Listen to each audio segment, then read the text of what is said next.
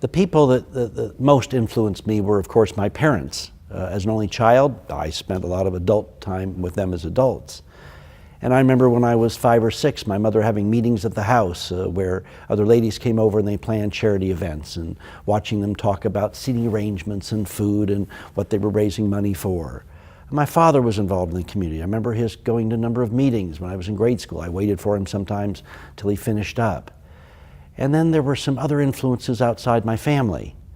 Growing up in Portland, there were 2 philanthropists in particular, a man named John Gray, he founded a company named Omark, and a man named Howard Vollum, who with his partner Jack Murdoch founded Tektronix, which became the biggest company in Oregon in the 60s and 70s.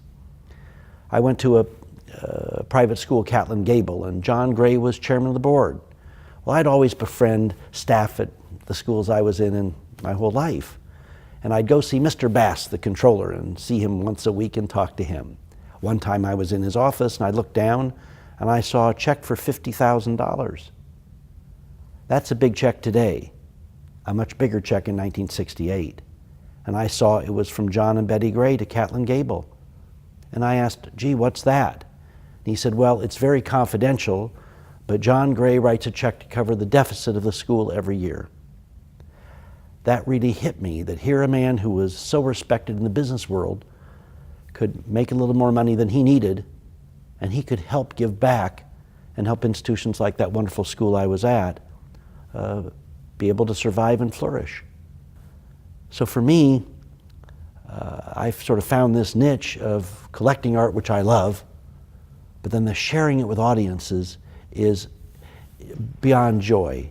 I've said before, there's just no more room in my heart for the joy I feel when I see people coming in and oohing, eyeing, smiling, all the things we do when we look at art, but especially kids. So in my own way, I wake up every day wishing I could change the world. Okay? And we each have to decide what we're capable of, whether that's helping a little old lady across the street or whether it's being able to do all these art exhibitions. It's not the size of what you do, it's that each of us do something. Now, Andy Warhol came to fame in the 60s. He was born in 1928, graduated from Carnegie Mellon Institute in 1949, went to New York, became the most successful graphic artist doing commercial work, washing machines, windows for Bonwit Teller. Okay. But inside him was that key ingredient that each artist at that level needs to have, and that is a burning desire inside to get some message out.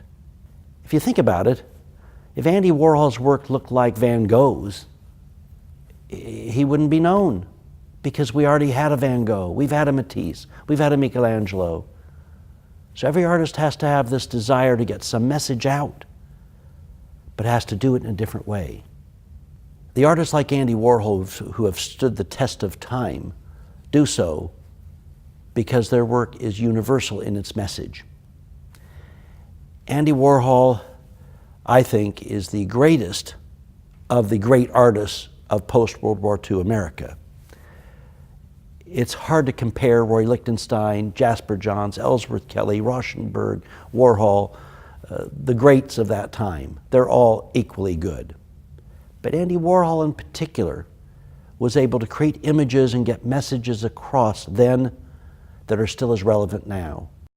Being part of this community is something that I know my late father, my mother's on a number of boards here, and we've all been honored to be accepted and be part of, and join hand in hand with so many of the other amazing community leaders in the Coachella Valley that collectively accomplish so much for so many.